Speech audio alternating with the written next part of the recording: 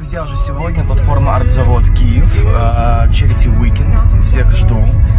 Будем петь, танцевать и давайте все вместе присоединяться к чему-то доброму, хорошему, присоединяться к благотворительности. Поэтому всех жду, билеты можно купить прямо на месте.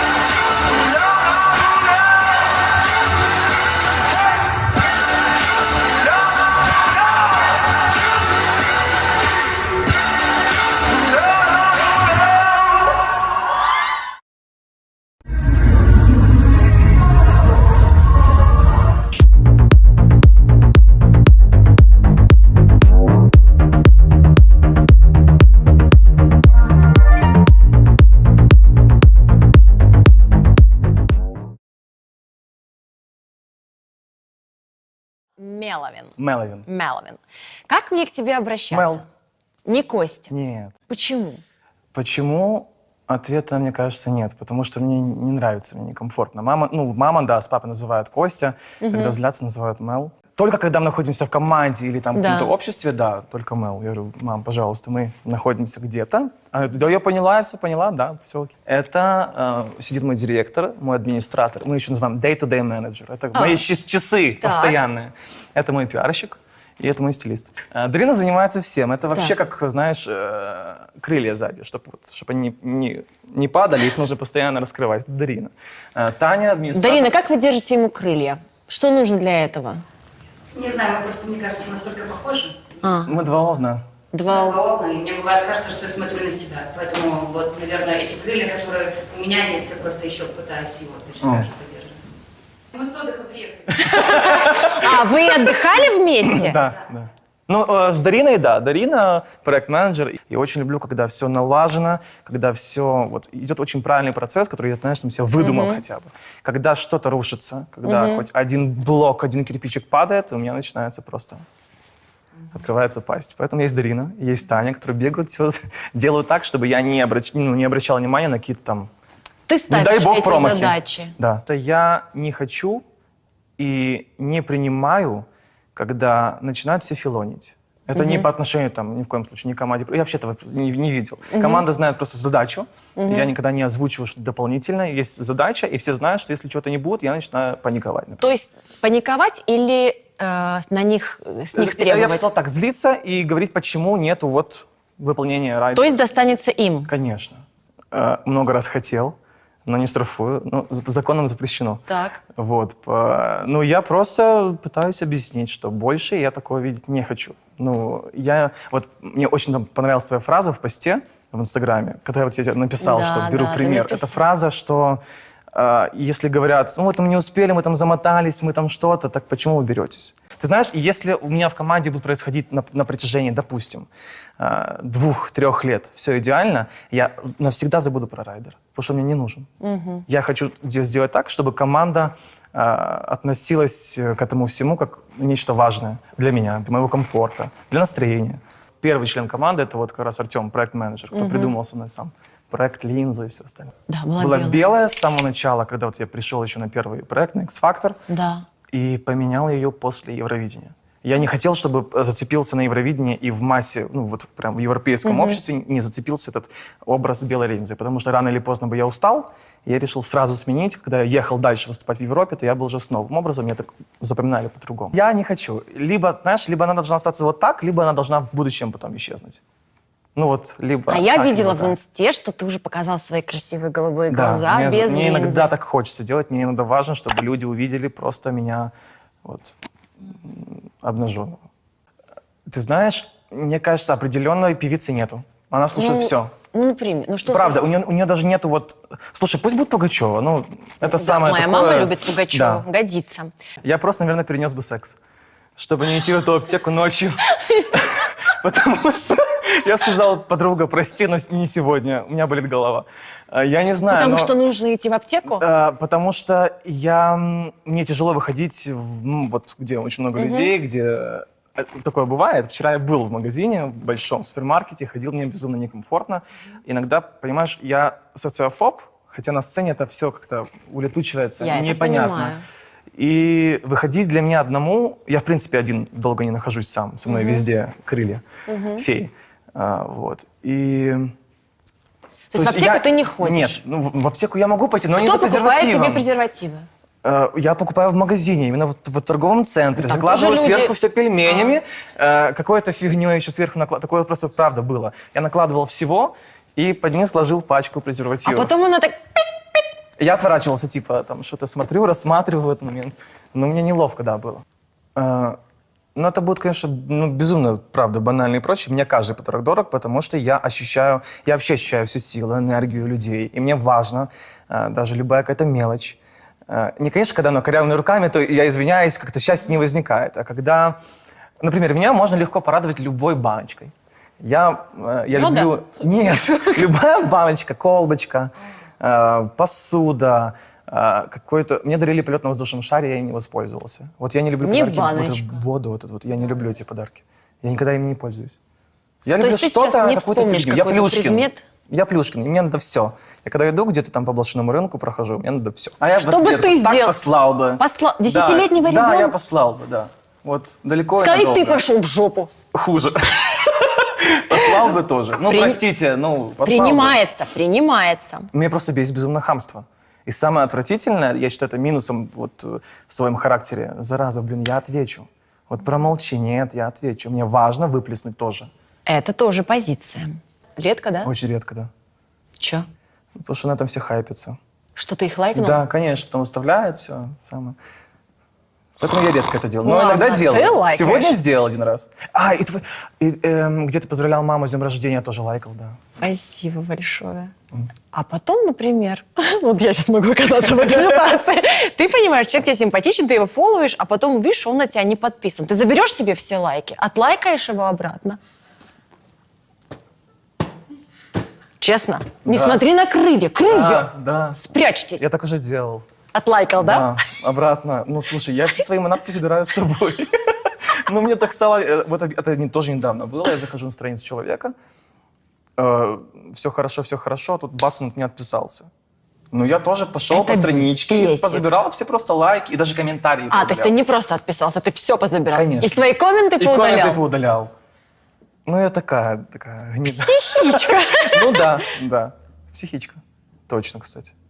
Какая будет твоя реакция? Ничего, просто пошепчусь с ребятами. Типа, видели, у него такая же линза. Ему что скажешь? Ничего, приду мимо. Ну, Просто. ты не скажешь, там, ты плагиатишь меня. Зачем? Это ж круто.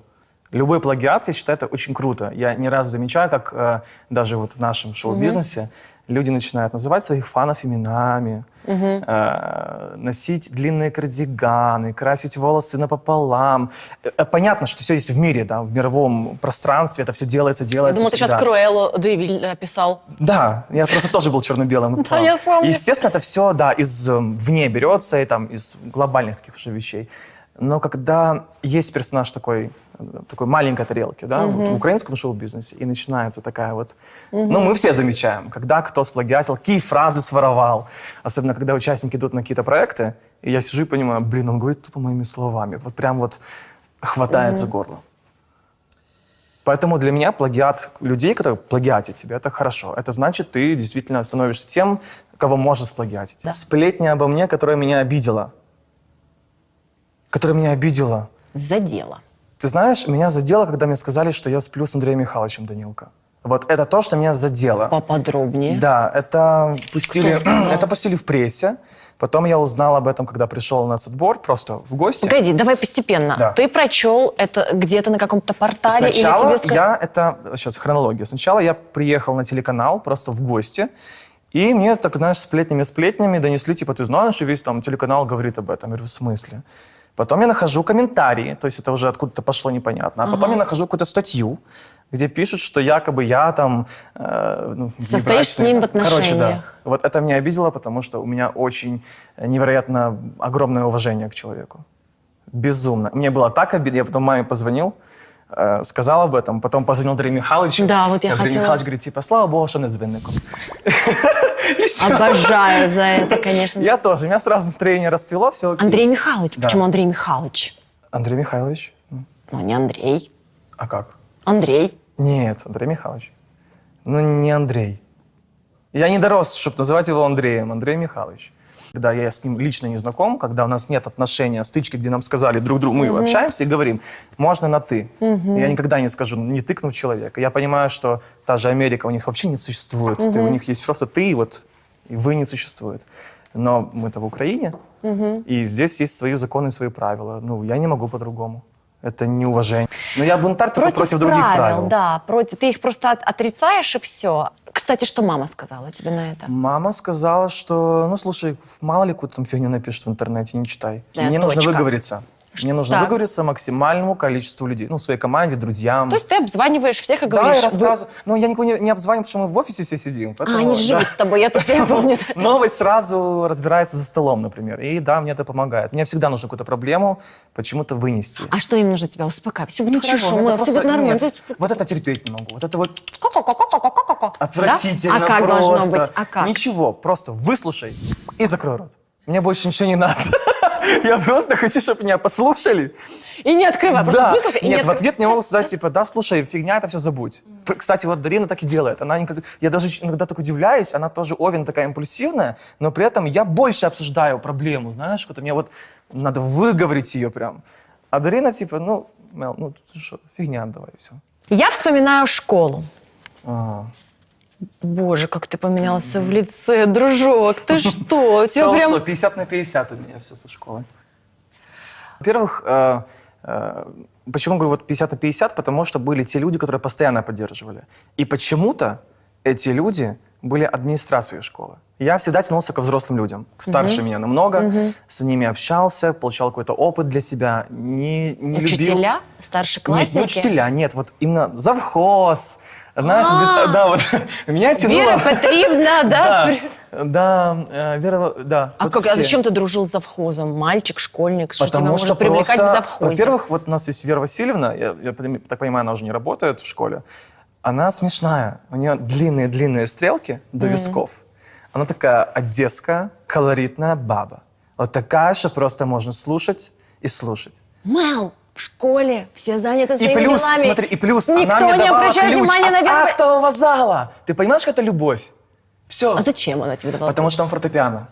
А я уходил с уроков физики, математики, запирался в актовом зале и играл. Закрывал все. И там вот было мое утешение. Там я, в принципе, и научился играть на фортепиано сам. Утешение от чего? От обид, от унижения, от Маш, мои все вещи, которые у меня были, которые вот мне мама там в детстве закладывала в рюкзак, а потом я закладывал их в рюкзак, когда вырос больше, все летали. Летали по школе, мне нужно было ходить и искать их. Когда кидали рюкзак, да, перекидывали вот эту собачку поиграть. Что это было? Обзывание, унижение, высмеивание. Что? Вот все, что ты перечислила, было. И унижение, и оскорбление, чуть ли, не чуть ли, а даже плюнули в стакан соком. Я об этом не знал. Да ты что? Да. Выкидывали все вещи за окно, сторожили меня под кабинетом музыки местная пацанская элита. А вокруг меня, ну, вот так случилось. Я мог притянуть внимание девушек. Много девушек вокруг, я за фортепиано. Всем нравилось, они собирались на переменах и слушали просто, как я играю. Это была вот моя первая такая сцена в кабинете музыки. А актовый зал, ты был, знаешь, репетиционная. Да. И просто я поворачивал голову назад и видел, как парни с параллельных классов, на класс старше, они стояли и ждали меня. Просто за то, что ты выделялся? Потому ты что много внимания. Потом я приходил к маме с расхераченным лицом, потому что меня били, тиранули классно об асфальт. Ну, меня толкнули, и я хорошо протерся об асфальт. И каждый день в школе, почему у меня такие прям очень сомнительные такие чувства? Потому что каждый день я приходил и плакал. Я закрывался какое-то время в комнате, ничего не рассказывал маме, а потом мне уже сорвало крышу, и я все рассказал, все вылил. Ну, мне было очень тяжело в школе. Почему ты маме сразу не рассказал? Понимаешь, я делился какими-то моментами, но у нас с мамой были не совсем такие прям хорошие отношения, чтобы я мог прям делиться. Поэтому мне было максимально тяжело. Я каждый день не хотел идти в школу. Я приходил после 6 класса, вот класс, наверное, 8, 9, 10, это я все прогуливал. Были уроки, на которые я ходил, но вот математика, геометрия, физика, история. Я либо отпрашивался, либо английский тот же. Я сбегал в актовый зал, просил ключ у того же завхоза, которого я обожаю, который мне просто, мне кажется, в каком-то понятии тоже простелил мне дорогу в мою профессию. И вот так я запирался и играл. Тоже было много самодеятельности, сцены, много внимания. Мне кажется, людям это не нравилось. Они не хотели, чтобы так происходило. Или завидовали. Я никогда почему-то не мог за себя постоять. Словесно, да. В драке я никогда не лез. Мне кажется, мне всегда казалось, и воспитывали так, что это какое-то последнее, самое какое-то аморальное действие, которое может сделать с человеком, поднять руку. И словесно, да. И, естественно, за словесные ответки я получал еще больше. Когда ты рассказала все маме, что было предпринято? Наверное, мама озвучила эти проблемы там, на классном совещании, на собрании родительском и прочее. Но это все воспринималось очень странно, типа, знаешь, ха-ха-ха. Это не воспринималось всерьез. До одного момента, когда парень подошел ко мне, толкнул меня, и я ударился головой и попал в больницу. Вот с этого момента я почувствовал действительно опеку и огромную любовь родителей. Когда папа пришел в школу, я одной рукой поднял этого пацана просто вверх. И закончилось все над тобой? Да. Это как раз было вот 10-й переход, 11-го, все как-то приутихло. Не было такого прям, знаешь, активной фазы буллинга. Как-то все это притихало. Ты никогда не спрашивал папу, почему он не сделал этого раньше? Потому что я так и не жаловался папе. Я не хотел. Я иногда рассказывал маме. Папа знал, слышал то, что я говорю и прочее. Я не знаю, буллинг от учителей. Это еще одна моя самая любимая тема. Расскажи. Это когда, понимаешь, я до того, как начался английский язык, я его хорошо знал, потому что я ходил до школы на курсы. Очень много ходил на курсы, изучал его, мне он очень нравился. Плюс у меня сестра, педагог по английскому, как-то все было интересно, весело. До момента, пока я не перешел в среднюю школу и не появился новый учитель, который позволял себе нецензурные высказывания в адрес моих родителей, который позволял себе подойти, ударить книгой по голове. Да ты что? Да. Как? Да, так вот подошла и ударила. А я знаешь, что делал? Как дурак, за хорошую оценку я ей бутерброды делал. Я не понимаю. Чтобы иметь хорошую оценку. И получал книгой по голове? Это один раз такое было, когда я получил книгу по голове, ей показалось, что я списывал. Я на самом деле не списывал. Потому что мне уже нечего списывать, я не знаю ничего, чтобы мне списывать, понимаешь? Это бесполезно. Ей показалось, она меня стукнула. Это была финальная точка. Я встал и сказал, вот с этого момента я к вам на уроки не прихожу. Это был уже класс 10, когда как-то я начал немножко бастовать против этого Господи. всего. Я пошел к директору. Классный руководитель, Царство Небесное, она сразу же, она была очень классным руководителем. Она опекала детей, нас, как просто, знаешь, как квочка, вот, ввела. Но ей было важно, какой будет класс, чтобы он показался лучшим среди всех остальных классов, знаешь. А моменты внутри класса, разборки, вот тот же самый Унижение. буллинг, унижение учителей, это было все равно, потому что, ну как же так, класс должен быть лучшим, зачем конфликты? Поэтому после этого и продолжилась опять, знаешь, такая волна ненависти от родителей там каких-то, потому что, ну что-то я тут решил выкобениваться. Я пошел к директору, нажаловался, накатал письмо. Впервые в своей жизни я сделал осознанный выбор пойти и не оставить это просто так вот, знаешь, опять впустую. Я Что очень делать? сильно хочу, чтобы родители уделяли детям намного, в 1000 раз больше внимания. И если они видят, что ребенок приходит домой, и что он не в себе, у него лицо какое-то перекошенное и какое-то расстроенное, то нужно не спросить фразу, что там задали, давай делать уроки, а спросить, что было в школе. Нормально все, не трогай меня. Ты знаешь, я не родитель, я не могу понять вот эту вот всю схему, как нужно действовать. Ну, ты был тем, кто закрывался в комнате и не рассказывал годами своим родителям. Ну, Надо слушай, мучить, это же докапываться, что началось не делать. со школы, правильно, вот это закрытие от родителей. То есть все как-то вот шло с рождения, да, вот как мы общались с родителями, мы есть ссорились с налаживалось родителями, да, и это все портило отношения. То есть потом я не хотел идти жаловаться, рассказывать чем-то там, делиться. Я просто закрывался, потому что понимал, что, в принципе, друга, как родители, да, ну, как бы условно друзья, их как бы нет. Я искал все в интернете. Я писал всем. Вот моя главная поддержка — это был интернет. Кому ты писал? Чужим Всем знакомым? чужим людям, да. Я просто большой фанат, поклонник Леди Гаги, и паблики есть в интернете. писал Да, я Леди Гаге? Нет, конечно. Это я недавно ей написал, но она не ответила. Подожди. Скоро ответит, подожди. Я зашел Ну-ну. просто в паблик, очень много таких же подростков. А Гага собрала вокруг себя именно таких людей, которым было тяжело. Монстры, помнишь, да. Маленькие монстры. И вот мы все общались. Это как вот мои фаны сейчас общаются между собой, делятся чем-то. Это круто, это нужно делать. Это хотя бы что-то. Это помогало тебе? Это безумно помогало.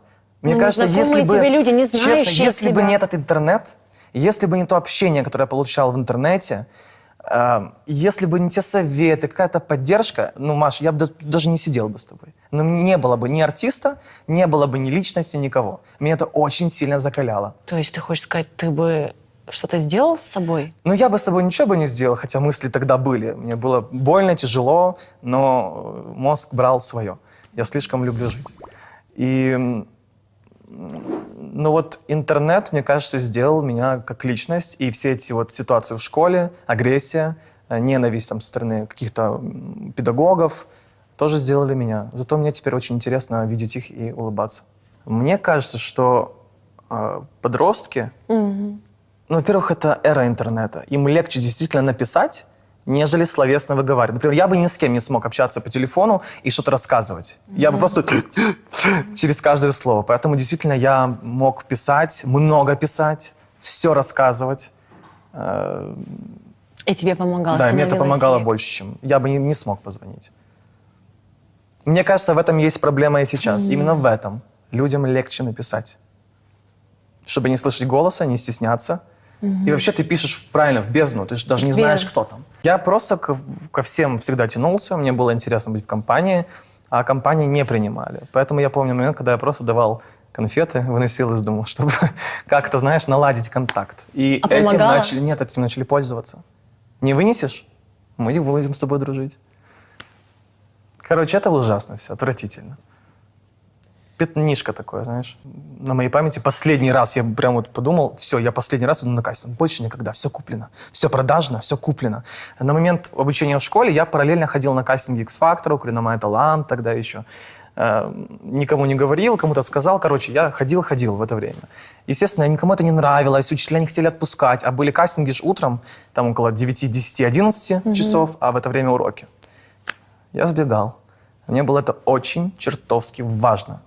И я ходил на кастинги 5 лет подряд, на разные. И на 6-й мне повернулась удача лицом. Как только ты принял решение больше на них не ходить? Да. И пошел. Да, и пошел, потому типа что... это мой последний да, кастинг. это мой последний кастинг. И прошел. По поводу школы. Знаешь, была такая ситуация, когда на уроке математики математичка наша, она встает и говорит: Бочаров, моя настоящая фамилия, говорит такая: тебе что важнее? Вот твое творчество там у Рубена Михайловича заниматься там в актовом зале, там не пойми чем, или математика? Я говорю: творчество. Она: хорошо, садись. 2. И ставит в журнал 2. Я, естественно, в ахре, потому что там тяжело исправить оценку в журнале, тем более она ставит не карандашом. Я говорю: так, за что? Ну что здесь такого? Что я такого сказал? Ты хочешь еще пообщаться?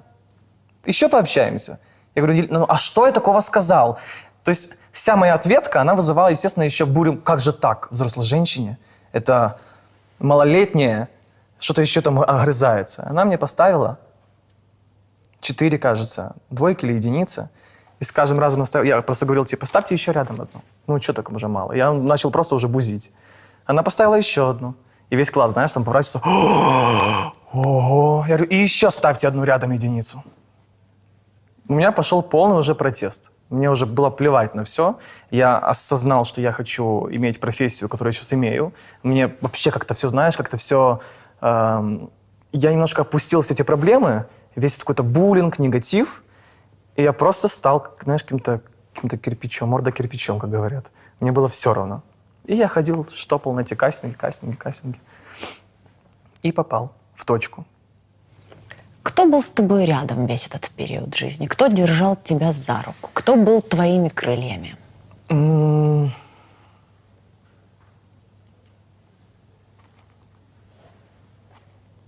Никого. Вообще никого. На последний кастинг, когда я сказал, что маме сказал, я больше не буду ходить,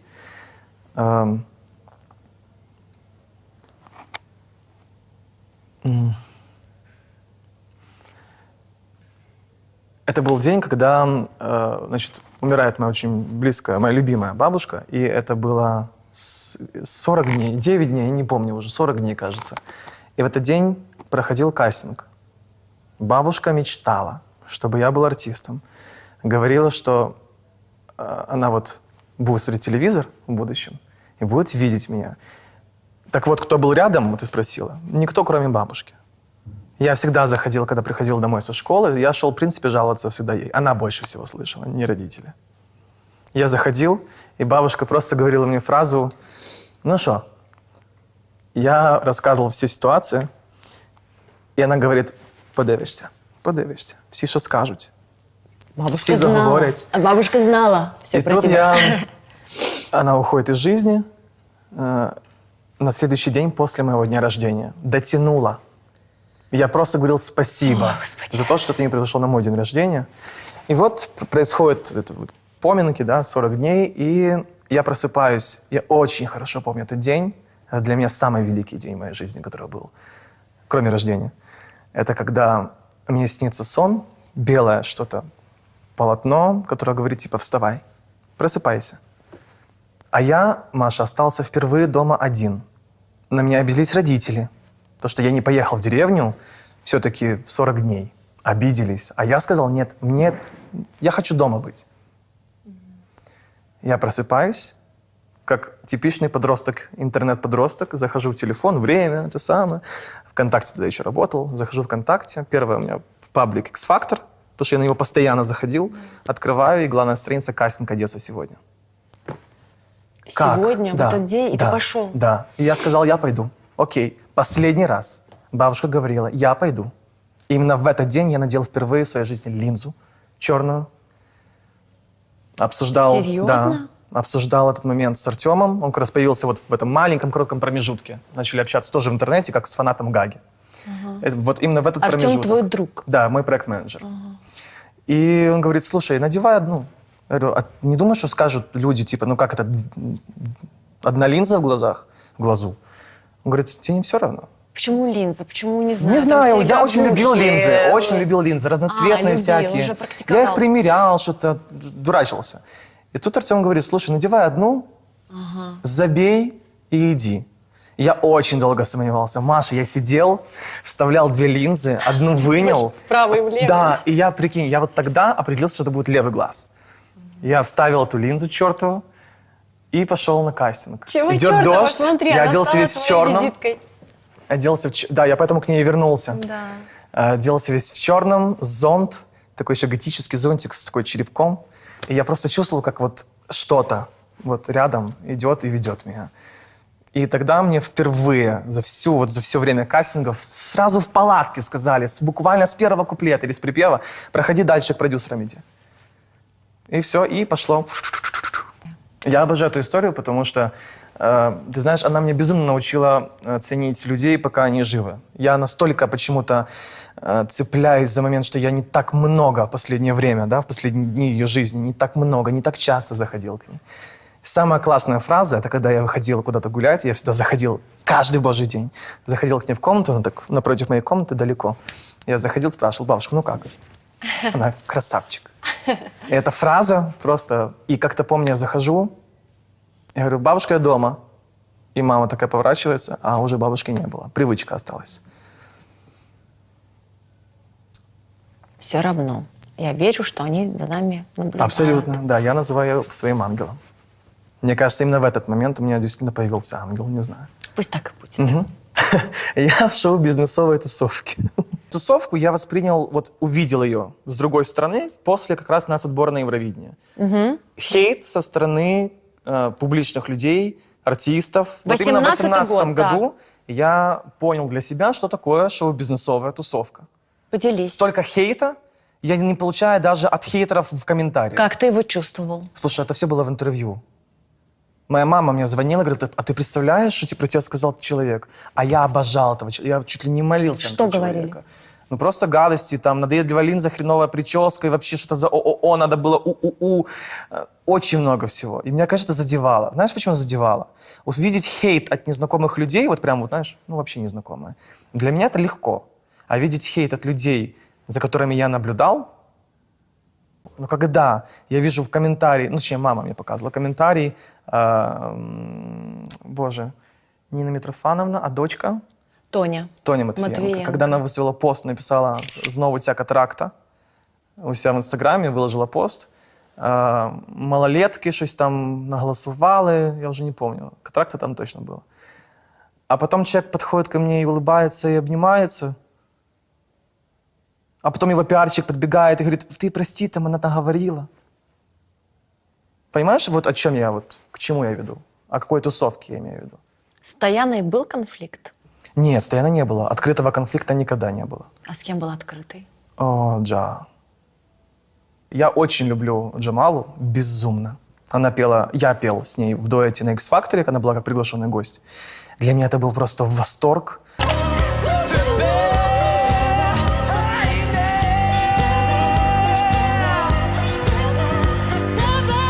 Я скажу, Джамала, именно с тебя началась моя эра парфюмерии, потому что я впервые почувствовал нишевую парфюмерию на ней, спросил, что это, и все, и моя жизнь пошла в нишевую парфюмерию. Короче, и тут, при всей своей любви, огромнейшей, на нацотборе это все было, я вижу комментарий у нее, ну, под фотографией, кто-то написал ей в комментариях, лучше поехал бы к Аднай, а не этот крашеный гомик Меловин. И я увидел, что там есть лайк на этом комментарии. И я захотел, ну кто это такое поставил? Это Джамала. Я решил, мне надоело молчать, ошибка. постоянно вот это вот все делать. Слушай, дальше, это не ошибка. Я выставляю этот скрин себе в сторис и пишу, ну вот такое вот мнение судьи, типа, очень объективное. Начинается, естественно, волна, все фаны побежали туда, атаковать и прочее. На что Джамала пишет: «Костя, не ведись, это фейк». Я еще раз, я думаю, может, я, знаешь, уже глаз натер, мне линза натерла. Я захожу в комментарии, нахожу этот комментарий, она даже не удалила его. Я нахожу этот У нее комментарий. миллион фан-аккаунтов. меня- Джамала, джа-джа-джа-джа-джа. С галочкой, верифицированный. Черт. Ты понимаешь, сколько меня это задело? Да. Да, я понимаю. И И меня мне человек задело. пишет: это фейк, не ведись. Черт. Черт. Это было мое самое, мне кажется, глобальное разочарование в артисте. Я люблю ее как артиста и не понимаю как человека. И у вас больше не было ни разговора, ни... Когда мы видимся, мы просто здороваемся, и все. Мы были друзьями с папой. Я ехал постоянно с ним везде. Я проводил с ним 99% своего детского времени. На автобазарах, на маршрут поехать, что-то там лазил под машиной, что делал, я рядом крутился, за собаками бегал. Короче, все было с папой. Потому что с мамой мы постоянно ссорились. Папа был у меня ангелом, мама у меня была ужасно, демоном. Как в смысле демон? Ну, я считал маму злой. Вот папа для меня это Она вот все наказывала решал. тебя? Да, наказывала, ругала. Ну, слушай, разное было. Жесткого чего-то не было. Один раз мне ударили линейкой по руке, потому что у меня был плохой почерк. Зато у меня очень красивый почерк. Ну, это, конечно, так делать не надо. Можно было и самому научиться. Но папа был действительно для меня чем-то, вот знаешь, папа праздник. Мама запрещает, а папа праздник. Есть история, когда ты нарвал маме букет цветов. Да, да, И она тебя за него побила, побила. да. Как она объяснила, почему она тебя побила за букет цветов, Никак. нарванный ей сыном? Никак. Да, это было очень давно, в деревне у бабушки. Мы бегали там с моим братом двоюродным, бегали там по палисадникам. И мне только захотелось маме сделать подарок приятно. Там росли тюльпаны, кажется, тюльпаны. Было очень много тюльпанов, бабушка садила. И я посрывал, а так, знаешь, только вот этот бутончик этот и так вот чуть-чуть палочку. Поотрывал эти верхушечки и приношу маме подарок, где-то поля. Боже, что мне потом было за эти цветочки, за эти пару тюльпанчиков. Я не понимаю, почему такая была реакция. Я вообще не выкупал до прошлого года. Я только в прошлом году, проработал эту ситуацию с мамой. Потому что так меня держала эта ситуация. Что значит проработал? Пообщался с ней, сказал с мамой, высказал о том, что меня это цепляет до сих пор. Уже столько лет прошло.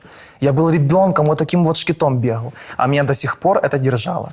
И я не выдержал, сказал: мам, ты знаешь, есть такая тема одна, меня так муляет уже дофига времени, я знаю, она может показаться смешной, но почему-то меня это очень сильно держит. Вот такая-то ситуация, помнишь? Он говорит: да даже не помню уже. А нет, что-то такое, да, припоминаю, что ты нарвал головки этих тюльпанов. А что, тебя так сильно обидело это? Я говорю: мам, ты себе не представляешь, насколько. Я каждый день жил с мыслью о том, что если я что-то подарю, какая-то может быть не та реакция. У меня был какой-то страх, я до какого-то времени боялся с ней сходиться и общаться. То есть какая-то произошла такая травма. И только в момент, когда мы разъехались по-разному, я уехал в Киев, а мама с папой живут в Одессе, вот тогда все наладилось. Расстояние как-то нас просто сплочила действительно вот ту самую семью, о которой я прям мечтал всегда. Ее ответ помог тебе? Она перед мной перестать извинилась, думать? сказала, что я даже и подумать не могла, что до сих пор такое возможно, что оно прям цепляется и не дает дальше жить. Она меня поцеловала, обняла, сказала, что ты понимаешь, это было настолько давно, что я даже не помню, что я думала, что я даже так произошло. И попросила прощения. И у меня просто, как знаешь, однажды я стал жертвой аферистов.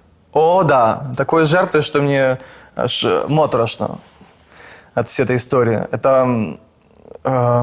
Это было после X-фактора. Я сначала жил на первой квартире, я снимал, снимал. есть же там приз денежный. И вот я тратил сначала на квартиру первую, потом мне нужно было переехать на вторую, потому что там было дорого. Деньги подходят к концу, а выплачивали все кусочками. И, значит, я снимаю квартиру вторую, нашел ее через моего хорошего тогда друга, который был со мной на X-Factor, с которым мы очень хорошо дружили, жили в одной комнате. Мы вообще думали, что когда вот они будут там жениться, у него там была девушка, то я вообще буду на свадьбе играть. И если мы даже сделали такой пари, если он побеждает, он мне дает, там, кажется, 30% от выигрыша, а если я побеждаю, то я... Ну, короче, Вау. такое пари. Мы очень подружились. Я не знаю, как так произошло, мы очень подружились. Дружба, ну почему Да. нет? Не все время же разочаровываться в людях. Так. Ну, сейчас себе будет разочарование. И тут он находит, мне помогает найти квартиру. Место офигительное. Это прямо в 5 метров до моей студии. Это как пройти, действительно, это вот спуститься вот по этажу вниз, и я уже на студии. Круто. Нулевой этаж, у меня есть выход во дворик прямо, типа, это прикольно очень было. Ремонт нормальный, там были какие-то проблемы, они сказали, все это починим, все отремонтируем, все хорошо. Естественно, что у меня юрист был, что я глупый мальчик, наивный, деньги получил, все, радуюсь, классно живу в Киеве. Ты что, такая мечта в Киев была переехать, и не пускали. И тут вырвался. Я не подписываю никакого ни договора, ничего. Въезжаю в эту квартиру. А нет, вру, долго не могли въехать, это многодетная семья, там, кажется, 4 ребенка было или 3, не помню. И они просили отсрочку, мы там еще завезем, мы просто сейчас в Одессу едем жить, ближе к морю, деткам там будет комфортнее. А вы можете нам сейчас скинуть 7 тысяч, что-то мы холодильник поменяем, вам летополя, мы это потом отнимем. Ну, конечно, да. Ой, проходит время. Нам нужно сейчас там что-то поменять тоже, отремонтировать вам дверь, чтобы вы же хотите, чтобы красиво все было. Я говорю, ну да. А вы же понимаете, они давили, сука, на детей. Играли, спекулировали на детях. Детки ж просто это самое, вы же понимаете, ну мы не успеваем, нужна же денежка, чтобы нам переехать. Да, конечно, конечно, да, я вынесу вам все и плазму. Короче, я отдал эти деньги. Я уехал, мы завезли вещи в эту квартиру новую. И мы уехали в Одессу. У нас было какое-то выступление. Я возвращаюсь уже с ключами, открываю дверь, а там Маша. Там просто блюдо с мухами везде. Я в жизни такого даже представить не мог, что так может запустить квартиру. Ну ты представляешь, просто кастрюли стоят на плите, ты открываешь, клянусь тебе, вот ты хлеб. Её проще а там сжечь. каша с плесенью и мухи вылетают оттуда. Капец. И что произошло дальше? А что, Мой дружок? друг исчез. Исчез. А потратил ты на нее нормально денег, да? И не своих. Крестный дал деньги, чтобы я снял квартиру. Друг исчез вообще. Вообще, я ему звоню, говорю, что так и так, такая ситуация, я не понимаю, что происходит. Ты можешь приехать? Я не понимаю, что здесь. Я звоню хозяевам, они начинают меня хамить, грубить. Сказали, что придут, значит, их доверенное лицо, обсудят с вами ситуацию. Я говорю, я не хочу здесь жить. Типа, возвращайте деньги. Сейчас придет доверенное лицо. И вот спасибо вот тому самому ангелу-хранителю, что мне пришла мысля в голову. Бегом вызывай фуру, вывози вещи и текай отсюда. Я убегаю на студию, которая рядом. Вывожу туда к своему саунд-продюсеру тогда еще все свои вещи. Это фура вещей. Так. Подарков от фанов за время X-Factor. Вот все. Все перевожу. И под студию приходят бандиты. Это было очень страшно. Охренеть. Мне позвонили по телефону, начали угрожать. Я сидел безумно напуганный, трусился. Звоню Дарине, говорю, Дарина, пожалуйста, приедь, мне очень страшно, я не понимаю, что происходит. И тут забегают ребята, которые работают, это большая студия, многоэтажная. Прибегают ребята к нам в студию, говорят, там Меловина ищут. Я говорю, в смысле? Ну, какие-то конченых мудака с каким-то неживым взглядом. Они были под чем-то, непонятно, что вообще говорили, искали меня. И приехала Дарина, мы сели, я позвонил родителям, мы купили билеты и свыснули оттуда. Было очень страшно. Сколько ты потерял денег в итоге? На то время для меня это было много, около что-то там 15 тысяч гривен. Ну, тогда было эти 15 тысяч по-другому стоили. И для меня это вообще было безумно много, а тем более, когда это деньги вообще не твои. И, значит, после этой ситуации, когда вот я уехал, мы начали пробивать как-то, чтобы обращаться в полицию. Хотя, в принципе, документа ничего нету. Отец этой девушки, которая вот хозяйка, нефтяной магнат. Как это? Огромной компании переработки нефтепродуктов. Так. А она обрыгивает квартиры Она и очень кидает много, людей она на очень деньги. много делала в Киеве, открывала клубы и прочее. И просто То есть пошла это по такая- наклонной. Это И вот- просто пошла по наклонной. И когда мы узнали, что это в честь даже этой дочки названо огромное судно, я потом тебе просто отдельно для интереса покажу, но я не хочу То есть это называть фамилии. просто вот так человек... Для меня это такой показатель сразу стал. Ты понимаешь, человек имел все, прям все. Папа ее обанкротился. Это действительно огромнейшая, очень серьезная контора, и человек очень серьезный. И из этого мы решили, знаешь, по тормозам, что не связываться. надо, потому что, ну, это страшно. Очень коротко. Первое, что приходит тебе в голову при слове Евровидение. Первые мысли. Комьюнити, гей-комьюнити, ЛГБТ, сообщество. Огромное количество. Ой, я не ожидала такого ответа. Просто как будто... Я думала, ты там, фу, Нет. зачем я участвовала, Нет, что такое, нет, я ошибка безумно... молодости. Слушай, я буду из тех, кто будет благодарен тому, что я там Круто. участвовал. Это гениальный опыт.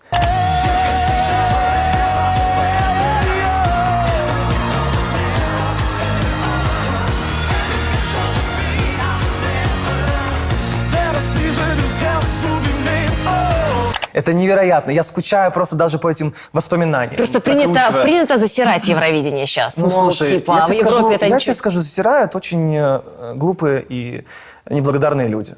Но интересно, что ты перешел через гей-комьюнити. То есть все, Это что... огромная масса людей, действительно. Ты приезжаешь туда, и ты понимаешь, для кого шоу. Ты видишь огромное количество людей, очень ярких. У меня всегда есть такая просто короткая фраза. Сначала нужно посмотреть на создателя проекта. И дальше все становится абсолютно ясно. Все равно же как бы босс, да, курирует процессом и говорит, что он хочет, чтобы там было допустимо, а что нет. И плюс там пошла популяризация, это все поддерживали, и поэтому люди все больше и больше привязывались к Евровидению. Ты занимаешь 17 место в том году. Но, тем не менее, тебя провозглашают то ли иконой... Гей-икона, да. В топ Гей-иконой. Евровидения, да. Во-первых, откуда ты об этом узнал? Где это было? В интернете очень много прессы об этом В написало. европейской или в... Ну, в Европейской. нашей вряд ли, в европейской. Наши писали. А вот там каким образом это аргументировали? Не было никакой аргументации. Ну Просто как? написали Вот был артист о из моем Украины. замечательном номере. Да. Написали о моем, типа, моей внешности, образе. Так. О том, что запомнили. И просто ниже был список топ, типа, гей-икон по мнению Евровидения за все годы. То есть есть некое голосование уже, Не да? знаю, Есть некий вообще не комьюнити, знаю. который обозначает. Не знаю. Что для тебя это значило? Что для меня это значит? Значило вот такое провозглашение тебя гей-иконой. Слушай, это круто. Это круто, потому что это, я тебе скажу, это очень благодарная аудитория. Можешь разъяснить? Очень благодарная аудитория. Это та, которая, что ты именно называешь благодарной? Благодарная, которая... Ты знаешь, люди, которые несчастны, в какой-то мере несчастны, они всегда ищут кого-то, кто может чуточку сильнее, чтобы как-то, знаешь, там, как-нибудь, чтобы поддержаться и стало легче. Люди, которые ищут также поддержку. Людям, которым максимально тяжело в этом мире. Люди, которые постоянно бегают, скитаются, не могут найти себя, не знаю, не могут договориться с родителями, пообщаться на эти темы. Это очень большая Не вся видят история. понимания. Не видят ничего. Да. Вот. И я не знаю, я всегда говорил, что я всегда буду представлять их интересы. Я всегда представлял их интересы. Я всегда заступался за них. Как раз в момент, период общения в интернете был человек, который очень много меня поддерживал. Вот тот самый, кого я нашел для общения. И вот почему для меня вся эта тема больная, и почему я всегда буду заступаться за этих людей. Потому что просто по щелчку человека не стало, потому что его избили и убили. Вся эта тема навсегда для меня останется просто как... Я восторгаюсь этими людьми. Я восторгаюсь такой храбростью выйти и сказать. И восторгаюсь храбростью столько лет там, да, на протяжении времени молчать. Но чтобы просто в менталитете страны взять и убить человека, потому что он гей, или лесбиянка, или бисексуал, транссексуал, неважно, у меня не вкладывается, меня не воспитывали так. У меня не было в семье какого-то, знаешь, это плохо, это ужасно. У меня даже темы эти не поднимались. У меня всегда как-то было, это люди, Его это убили люди. в Киеве? Нет, в Одессе. Я За ж то, с Одессы. что он признался, что он гей? Да, отлавливали, ловили. Человек не вовремя пошел в клубы, понимаешь. где как раз в Одессе очень много было терактов, разных а-ля терактов, забегали в эти клубы. И вот как раз человек попал. Поэтому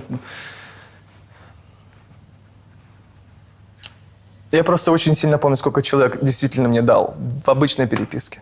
Сколько никто никогда не давал. За что я безумно благодарен. И для меня действительно честь быть этой же гей-иконой. Для меня честь заступаться за людей. Для меня большая честь дышать тем одним воздухом с ними. Потому что, блин, гомофобом быть в 21 веке это вообще тупость какая-то. Тупость и недоразвитость. А тем более убивать людей. Я никогда просто не забуду ни этот момент, ни этого человека, ни эту колоссальнейшую поддержку в моей жизни. Хотя мне тогда было, лет 15, 14-15. А ты знал, что он гей? Нет, не знал. До последнего не знал. Наверное, узнал где-то за месяц, возможно, до вот того, что произошло. Наверное, это мне еще больше и добило. Потому что общались мы долго. Столько поддержки Маши я ни от кого никогда не получал. Человек просто верил, говорил, что, слушай, добьешься, конечно, ты что, даже сомневаешься в себе? Ты посмотри на себя, ты же, горишь всем этим. И не было ни сексуальных подтекстов, ничего. Ничего Были не просто было. друзья. Просто было общение. Потом он как раз вот за месяц мне начал жаловаться на какие-то свои темы, там, отношения с родителями, недопонимание со сверстниками и прочее. То, что я проживал чуть-чуть в своей стези в школе, потому что, видите ли, я играл на фортепиано, и вокруг было очень много девочек. У него в другой немножко стези. И меня это добивало, что, ты знаешь, я всегда сразу все черкаю на воспитание. Я не знаю, я не понимаю, как в голове может возникать такая мысля, что людей нужно либо убивать, либо гнобить, либо расстреливать, как вот недавно я что-то в интернете слышал, там какой-то блогер озвучивал свои версии, нужно собрать и отстрелять. Я не понимаю этого. 21 век. Ты не забывай, что в этом 21 веке еще живы все поколения, которые воспитывались совсем по-другому. Вот тебе и ответ. А они воспитывали еще своих детей. И эти дети не перепрошьются еще несколько поколений, если мы не будем говорить об этом открыто. Поэтому мне, в принципе, и пофиг, когда что говорят, пишут там в мой адрес на тему ЛГБТ. Я всегда за вас, и все. Это крутая поддержка. Высказываешь ли ты эту поддержку публично на концертах? Я не знаю, запаковываешь ли ты это в свои клипы? Знаешь, есть ли у тебя какая-то такая более публичная, громогласная Я нота? впервые захотел такое сделать, и не поверишь, где? Во Львове.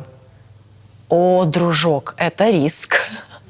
Когда я увидел, что в зале парень с На парнем Запад- целовались, и девушка с девушкой целовались, и зал кричал, Вау. и аплодировал, я понял, что, я собрал каких-то других людей вокруг себя. Это точно. На Это Западной безумно Украине было круто. И было это очень много. большая Понимаешь, есть такой редкость. стереотип о том, что вот у Меловина это там малолетки и прочее. Маша, нет.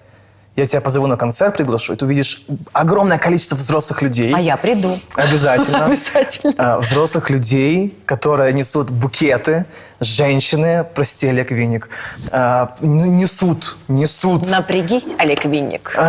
Но Да не так нужно было не напрягаться. всегда. Погоди, были же сперва девчонки. Это Конечно, сейчас были стали вообще они старше. маленькие, конечно, они все росли. Самое приятное это действительно видеть. У меня очень хорошая зрительная память, очень плохая память на имена. А на прикинь, если цифры. ты двумя глазами видел.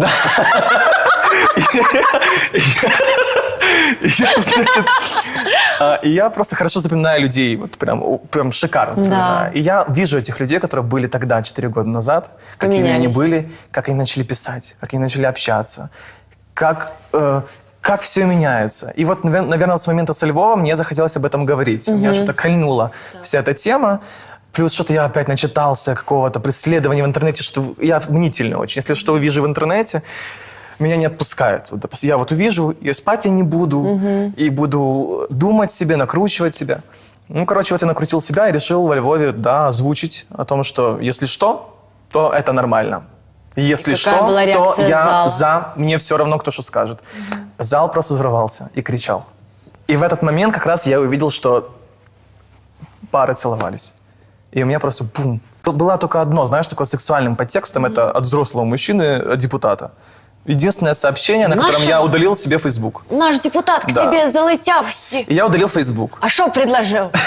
Секс чи Не, він, повстречатися? понимаешь, він так, типа, пытался, а я удалил Facebook-страницу. Из современных, вновь прибывших или из старых? Да, было, нет, из старых, мне кажется. старых. Да, и писал, типа, что ж ты не бегаешь на мероприятие? А я понял, кто это, и я от него бегал по всей площадке, чтобы, типа, только не состыковаться. Ну да, но это был один раз. Больше у меня никогда не было, никаких, я не знаю. У меня очень умная аудитория и фаны. Никогда такого не происходило. Но нас еще пополнение 100-500 вот людей, парней, сердечек. я вижу очень много. И в комментариях, и в директе, и с благодарностями и прочее. То есть они как-то начали тянуться. Благодарность, да, я верю. От фразы, не знаю, поддержки там. Я знаю, что, в принципе, у тебя эта тема тоже есть про борьбу с лишним весом. Оно есть, потому что я... Слушай, вот сейчас мне стало вообще легко почему-то. Я так сказала, посмотрела на тебя, а он есть? Сейчас? Не, ну проблемы прям нету проблемы. Просто я очень быстро поправляюсь, очень быстро худею. То есть мне нужно буквально неделька, меньше недели, для того, чтобы меня согнать, и у меня были прям скулы. И мне достаточно 5 дней поесть, чтобы я просто... И щеки заплыли, и шея превратилась в одно плоское. Но это есть надо, да? Сидеть, есть. Ну не прям есть. Понимаешь, я, когда поправляюсь, естественно, я ем на ночь, потому что я работаю, приезжаю ночью, день я не ел, и опять же своей глупости, что ты не возьмешь с собой в судочек, понимаешь? То есть мы с тобой можем объединиться против этих дряней, дрыщей, которые все едят, и хейтить их, и не толстеть. Давай будем их хейтить тоже, и писать. Мы с Мелом вас им, конечно, ненавидим. повезло безумно. Безумно. Но меня, знаешь, что больше всего просто поражало и бесило, раздражало. И у меня тоже были депрессии на эту тему, потому что, например, вот у меня есть момент, когда я очень сильно, правда, располнел. Для кого-то это не сильно, но в кадре это очень Мы же хорошо рабасы видно. всегда знаем свою норму. Да. И знаете, Спокойно, я всегда на знаю. национальном отборе Евровидения, кажется, в прошлом году или в позапрошлом, не помню, я выступал с песней «С тобой земное годе». И вот там мне потом писали в комментариях, я был похож на Ким Чен Ына. Можно потом здесь эту фотку так вставить, потому что я не понимаю, я просто, вот я сегодня, например, вот прямо перед приходом к тебе, я покрасился, все красиво сделал. До этого ходил как чучело замурзанное после Египта, понимаешь. А там, с какого черта, я не покрасил волосы по бокам. Получается, у меня короткие здесь, и они у меня светлорусые. А, ты еще и получается- русик? Да.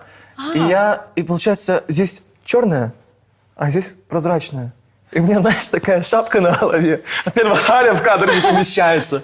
И да, писали Ким Чен Ын. Я очень сильно расстроился, что меня с ним сравнили. Во-вторых, действительно, мне стало обидно. Блин, ну сколько можно? Я ж вроде бы не жрал. Вроде бы там и... Правда, что тебе вот тут подбритенько? Да, здесь. Он дуралей. Все себе там сейчас наращивают мужики, а ты Нет, я выбрил. Нет, я убираю. Знаешь почему? Все ж щас У меня не наращивают. растут здесь волосы. У меня растут вот до половинки и не продолжают расти. Это зона, где вот тут нормально, а здесь уже нет. Капец, Пришлось. первый раз вижу, куча Да. волос еще и подбрил. Ну так вот, я, конечно, комплексовал. Ну, почему именно Ким Чен Ын меня больше всего волновало? Ну почему? Почему не, знаешь, там... Кто был таким Ким Чен Ын? Ну, у меня были комплексы, а все вокруг смеялись. Нет, правда, прям комплексы начали развиваться из-за этого. И ты сел на диету. Ты знаешь, я когда психую, да, я могу прям психнуть и слушать, типа, прям закрыть рот, ничего не есть. Но, слушай, от этого страдает потом желудок, и я это очень сильно ощущаю. С моей повышенной кислотностью я очень все это То ощущаю. сейчас ты на питании определенном, да? Ты возишь с собой еду. Ты знаешь, я просто ем. Вот как только я словил себя на мысли, что я просто хочу жрать, когда захочу, килограммы перестали расти. Когда я хватался за «так, нужно худеть, нужно худеть, нужно худеть», как бы я, что я бы ни делал, даже когда я ночью не ел, и дробное было питание. К нам приходил Ким. Очень неожиданно. Прям так вот именно на нацотбор. Я буду Да, здесь с тобой. да. В сложные моменты со мной всегда рядом моя команда. Самое первое, что вот у меня есть. Если бы не ребята, которых я безумно люблю, которые меня вытягивают с любой депрессии, как творческого человека, творческую единицу. Они у меня знают, постоянно- как это делать, Они да? знают меня, мне кажется, вот прям, ну... Твои фанаты, Мои это фанаты легенда. Мои фанаты это я.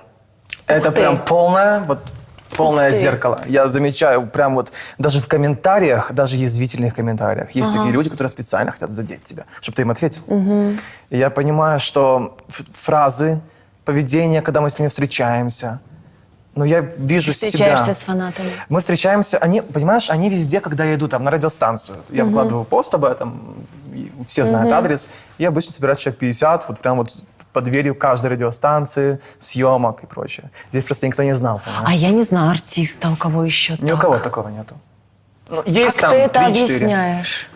Я не знаю, потому что, Что ты наверное, такого им даешь? То есть ты реально... Слушай, вот я стоит с ними 50 не играю. Вот когда меня раздражает что-то, я им об этом говорю. Когда я говорю, ребята, мне нет настроения фотографироваться, они меня понимают. Когда я хочу побыть один и гуляю с родителями, простите, не сейчас. Мне могут вслед все что угодно сказать. Но ты понимаешь, я вот сейчас задумалась, что не за всеми ходят, только за тобой. Но никто и не выкладывает, где они на радиостанциях. Ты получается, их сам как будто бы оповещаешь о том, где они могут тебя найти. Но это что же правильно? Ну, то есть тебе они же- необходимо, чтобы они... Необходимо, конечно. Мне Что интересно они с ними тебе дают? пообщаться. Они дают мне все. Все. Вот, ты знаешь, если бы мне что-нибудь вот предложили бы баснословную сумму денег, вот такую, Маш, чтобы я вот там поехал куда-то, улетел, и вот я всю свою жизнь жил припеваючи в роскоши и изобилии, я бы никогда не согласился бы на это. Клянусь, никогда. Потому что вот это количество людей, фанов, маловинаторов, дают мне гораздо больше. Я буду просто несчастным человеком, который сопьется в количестве изобилия. Если тебе предложат такую сумму, ты мне пообщаешь Да, я тебе половину, позвоню. я тебе посовет дам. Мы же их с собой можем забрать. Я об этом не подумал. Спрашивай старших. И вместе едем, с собой Фаны забираем. для и меня всё. это вся моя жизнь. Они тебя очень любят. Ты платишь им Да. взаимностью. Иногда я не понимаю, это что я всё могу дать больше, объясняет. чтобы как-то типа уравновесить. Но они говорят, что и так все уравновешено. Я им верю. Кто придумал слово «меловинаторы»? Маловинаторы — я. Ты, да? Да, Или ехал в Ахмед-Тиви? такси. И думаю, блин, надо как-то назвать. Как-то вот, чтобы было, знаешь, дом есть, фан-база, да, фандом, а крыши нет у домика. Надо как-то все сделать. И маловинаторы. Очень долго думал, подбирал слова там. Это очень смешно. Я подписана, например, я новому каналу отдала 15 лет жизни, сейчас я на нем не работаю, но подписана на Инстаграм-страницу, у них там около миллиона. И вот новый канал, это же вообще, это же фабрика по производству вот этих шоу, развлекателей. И вот как только они проанонсируют там новая серия «Кто сверху», новая серия «Интуиция», новая серия... Просто комменты можно не открывать нормальным людям. Да. Ну, понимаешь? Ну, то есть, я вот сейчас снялась для суперинтуиции, так радовалась, блядь, открываю, а там, а Меловин будет, Меловин, Ну, когда сейчас будет Меловин? скоро И буду, 100-500 тысяч, знаешь, комментариев, это такое именно тю. А я где люди? И все твои меловинаторы просто, они спамят комменты нового канала, это очень смешно. Тяни, пожалуйста. Но это правда очень дорогого стоит. Как я тратил большие деньги? Про это тоже поговорим. Скажи Слушай, мы мне, так всё куда ты сделали без спустил сердечек. миллион? Из того, что его делили на все части, по, условно, 200 тысяч, большая часть сначала ушла на квартиру, потому что это недешево. Плюс я сразу снимал на полгода, чтобы была, знаешь, я понимал, что если что, вдруг у меня будет дом, у меня будет крыша в Киеве. Тем более у меня ни родственников, никого здесь нету. Да. Я приехал сюда сам. И потом я купил себе iPhone. Понятно. Купил себе Зайка, у тебя фортепиано. не было айфона? Нет, конечно. Нет, у меня был 5S, папа подарил когда-то на день рождения. И все, я с ним проходил очень долго. И тут я получил эти деньги. Ага, ты купил iPhone, iPhone, фортепиано. Для работы, естественно. какой-то, очень да? много шмоток, да. И очень я много на волосы, на все остальное, на эксперименты всякие. И людям ты платил? Конечно, да. Немного, конечно. Ну, в сравнении сейчас. То есть все ушло на работу, на принципе, инвестицию да. в Ну, вот себя. первая То есть ты не часть- купил там, не знаю, машину? Нет, я не покупал машину, я не купил квартиру. Задаток в квартиру? Нет, ничего? я снимал квартиру, арендовал, у меня была какая-то минимальная там зарплата ребятам, абсолютно минимальная, прям вот, Маша, ну вообще минимальная. Но они работали, тем не менее, на да. тебя. И потом подарки родителям.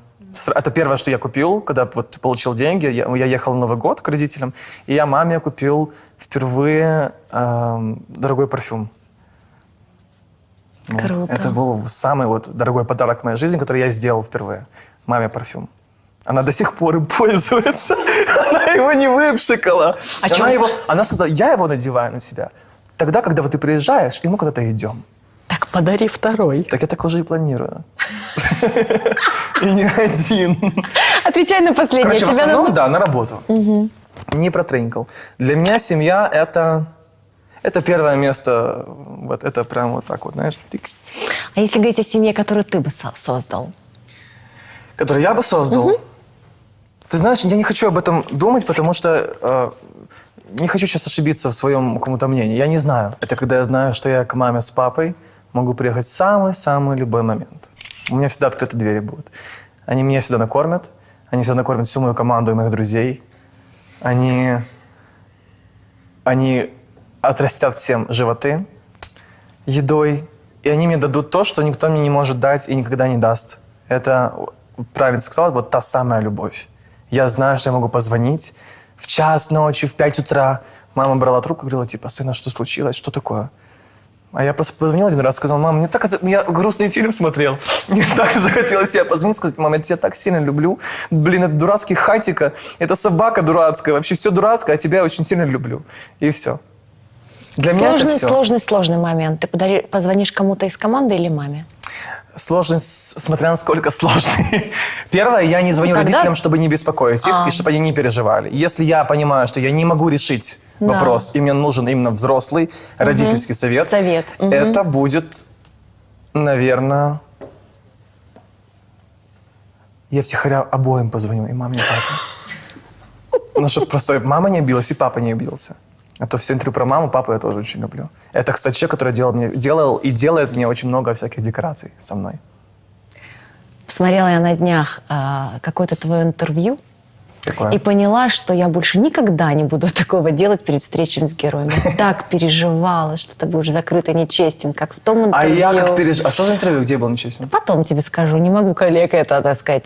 Нет, закрыт был просто, закрыт. И настолько честный человек. Мне же интересно. Честный человек, причестный ты оказался сегодня. Мне и поржали, и посмеялись. Какое? Что за интервью? А ну иди быстренько ко мне. И пахнет. Знаешь, как я переживал перед интервью? Мне кажется, я никогда так не И переживал. высокий мужчина. Я вообще тебя так боялся, когда ехал. Типа, Чего я это? думал, сейчас она меня так задавит сейчас такая. Кого я когда давила? Ну, я не знаю, я же первый раз был знакомый. Ты очень честный человек. Я могу отреагировать только на фальшь плохо, потому что фальшь чувствуется по запаху, Спасибо. ты знаешь прекрасно. Да. И твои вон поплыли, смотри. И плакали. Вы плакали? Все Я плакали. Спасибо А я такой большое. шел еще, думаю, блядь, ну плакать точно буду. Спасибо вам большое. Спасибо тебе большое.